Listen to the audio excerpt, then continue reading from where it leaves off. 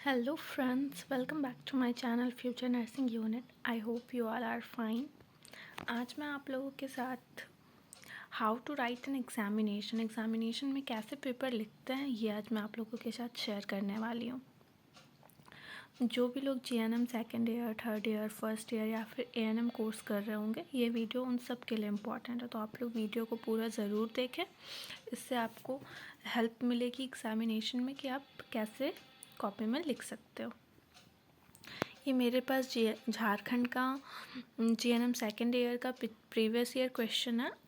जो भी लोग एएनएम में होंगे या जीएनएम में होंगे या फिर किसी भी ईयर में होंगे, फर्स्ट ईयर, सेकेंड ईयर या थर्ड ईयर, ये वीडियो सबके लिए इम्पॉर्टेंट है। और ये जो फॉर्मेट है ये जीएनएम का है, तो जो फर्स्ट ईयर में होंगे, सेकेंड ईयर में होंगे या थर्ड ईयर में होंगे, उनका भी जो फॉर्मेट होगा क्वेश्चन पेपर का वो इसी पैटर्न में होगा। तो मैं इसके अकॉर्डिंग आज आप लोगों को बताऊंगी कि आप लोगों को एग्जामिनेशन में कैसे लिखना है। तो चलिए स्टार्ट करते हैं। Let's start it. तो सबसे पहले जो क्वेश्चन पूछा है वो है वो 6 मार्क्स का क्वेश्चन है। एंड आप लोगों को ऐसे 10 मार्क्स का या 15 मार्क्स का डायरेक्ट एक क्वेश्चन नहीं पूछता है, वो आप लोगों को पार्ट में डिवाइड करके क्वेश्चन पूछा जाता है ABC में, ठीक है। तो ये यहाँ पे जो फर्स्ट क्वेश्चन पूछा गया है वो है explain the role of paediatric nurse in caring and curing.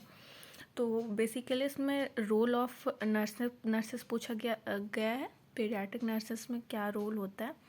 तो आप लोग इसको ऐसे डायरेक्टली लिख सकते हो या फिर पॉइंट वाइज करके भी लिख सकते हो।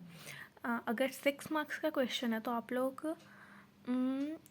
3 to 4 पेज या फिर 2 to 3 पेज भी लिख सकते हो। बहुत ज़्यादा आप लोगों को नहीं लिखना रहता है। 6 मार्क्स का क्वेश्चन है तो फिर 3.5 पेज आप लिखो, और अगर 5 मार्क्स का क्वेश्चन है तो 2 to 3 पेज लिखो, ठीक है।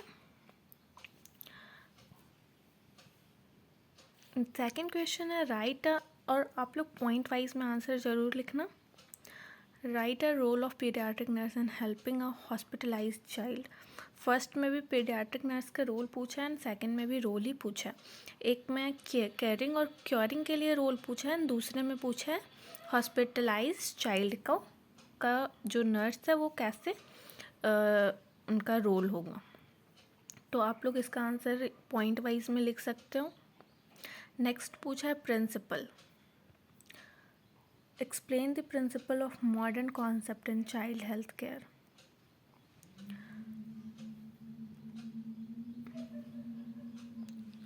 बाल स्वास्थ्य देखभाल में आधुनिक अवधारण के सिद्धांत की व्याख्या करें।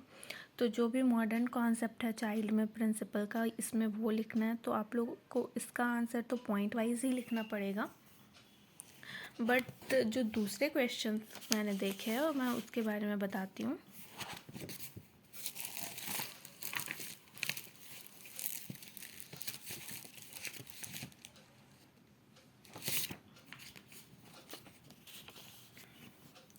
ये है जीएनएम फर्स्ट ईयर का क्वेश्चन, एनाटॉमी एंड फिजियोलॉजी का। आप लोग देख सकते हैं कि क्वेश्चन का पैटर्न सेम ही है। क्वेश्चन एक ही पैटर्न में पूछा है। सबसे पहले पूछा है 5 मार्क्स का 3 क्वेश्चन, देन फिर कुछ शॉर्ट नोट पूछा है। तो आप लोग खुद से ये सोच सकते हो कि आपका क्वेश्चन किस टाइप में आ सकता है।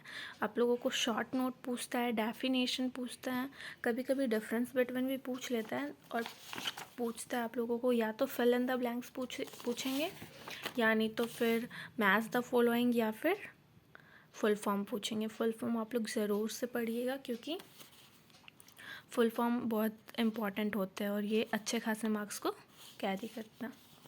आप लोग देख सकते हैं बहुत इजी फुल फॉर्म्स पूछे हैं। आप लोग एक बार फुल फॉर्म ज़रूर पढ़ लें।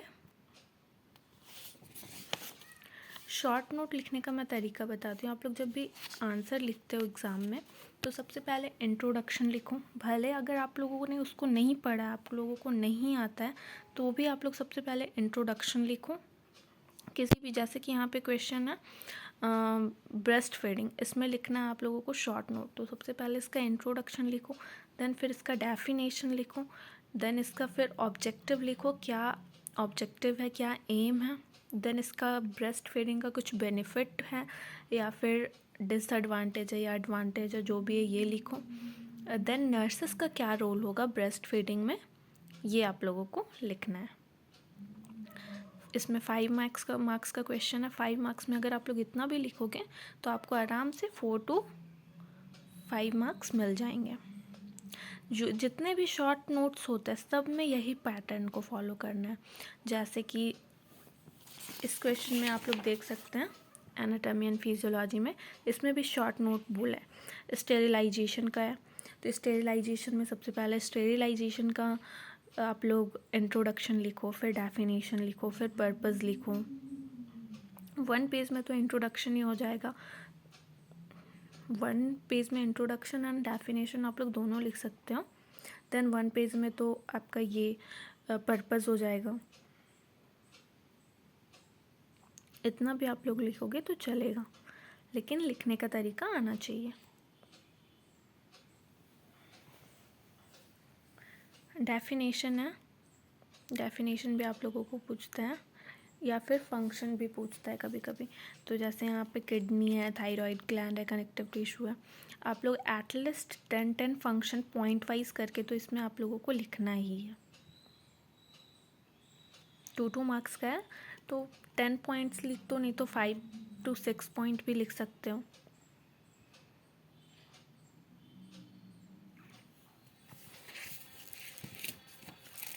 कुछ और क्वेश्चंस मैं आप लोगों को दिखाती हूँ।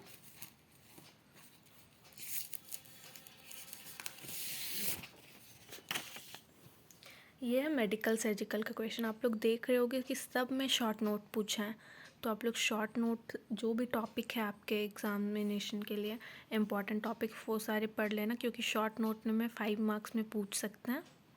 और जो मैंने तरीका बताया आप लोग उसी तरीके से लिखना, जैसे कि पहले introduction, definition, purpose, benefit, advantage, disadvantage अगर उस चीज़ के होंगे तो फिर आप लोग लिख सकते हैं। देन लास्ट में नर्सेस रिस्पॉन्सिबिलिटी भी लिख सकते हो। आपके एग्जामिनेशन में या तो फिल इन द ब्लैंक्स पूछ सकता हो ऑब्जेक्टिव में, नहीं तो ट्रू फॉल्स पूछ सकता है, या तो मैच द फॉलोइंग भी पूछ सकते हैं।